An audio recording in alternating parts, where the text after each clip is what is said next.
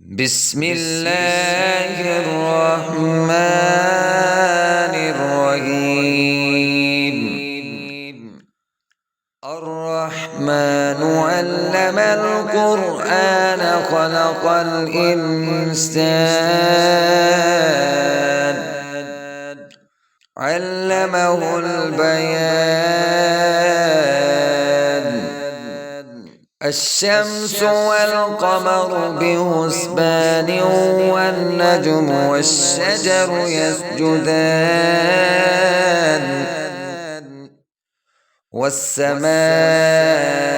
رفعها ووضع الميزان ألا تطغوا في الميزان وأقيموا الوزن بالقسط ولا تخسروا الميزان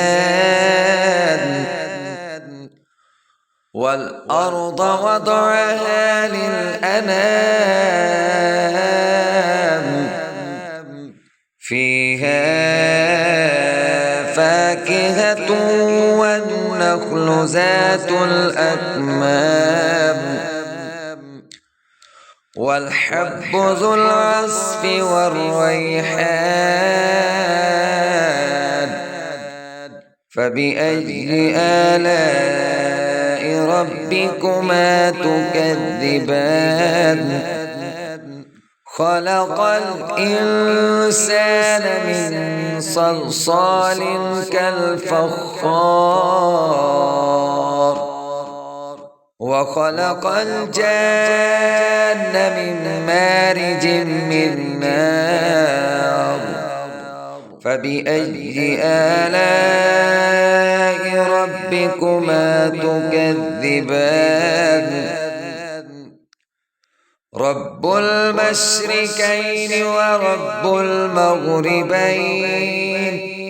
فبأي آلاء ربكما تكذبان مرج البحرين يلتقيان بينهما برزخ لا يبغيان فبأي آلاء ربكما تكذبان يخرج منهما اللؤلؤ والمرجان فبأي آلاء ربكما تكذبان وله الجوار المنشآت في البحر كالأعلام فبأي آلاء ربكما تكذبان كل من عليها فان ويبقى وجه ربك ذو الجلال والإكرام فبأي آلاء ربكما تكذبان يسأله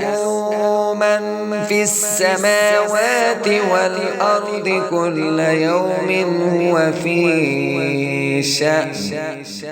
فبأي آلاء ربكما تكذبان سنفرغ لكم أيها الثقلان فبأي آلاء ربكما تكذبان يا معشر الجن والإنس إن استطعتم أن تنفذوا من أقطار السماوات والأرض أن تنفذوا من أقطار السماوات والأرض فانفذوا لا تنفذون إلا بسلطان فبأي آلاء ربكما تكذبان يرسل عليكما شواظ من نار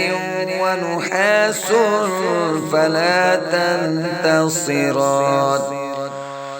فبأي آلاء ربكما تكذبان فإذا انشقت السماء فكانت وردة كالدهان فبأي آلاء ربكما تكذبان فيومئذ لا يسأل عن ذنبه إنس ولا جان فبأي آلاء ربكما تكذبان يعرف المجرمون بسيماهم فيؤخذ بالنواسي والأقدام فبأي آلاء ربكما تكذبان هذه جهنم التي يكذب بها المجرمون يطوفون بينها وبين هميم آن فبأي آلاء ربكما تكذبان ولمن خاف مقام ربه جنتان فبأي آلاء ربكما تكذبان ذواتا أفنان فبأي آلاء ربكما تكذبان فيهما عينان تجريان فبأي آلاء ربكما تكذبان فيهما من كل فاكهة زوجان فبأي آلاء ربكما تكذبان متكئين على فرش بطائنها من استبرق وجنى الجنتين دان فبأي آلاء ربكما تكذبان فيهن قاصرات الطرف لم يطمثهن إنس قبلهم ولا جان فبأي آلاء ربكما تكذبان كأنهن الياقوت والمرجان فبأي آلاء ربكما تكذبان هل جزاء الإحسان إلا الإحسان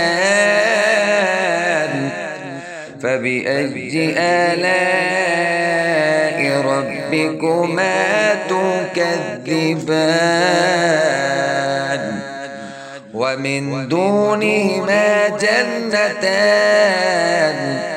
فبأي آلاء ربكما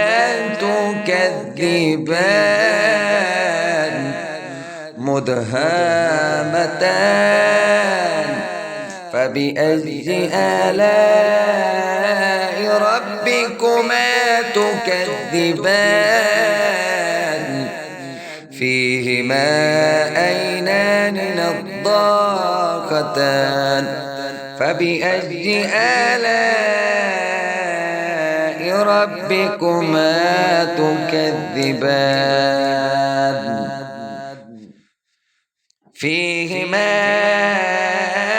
فاكهة والنخل والرمان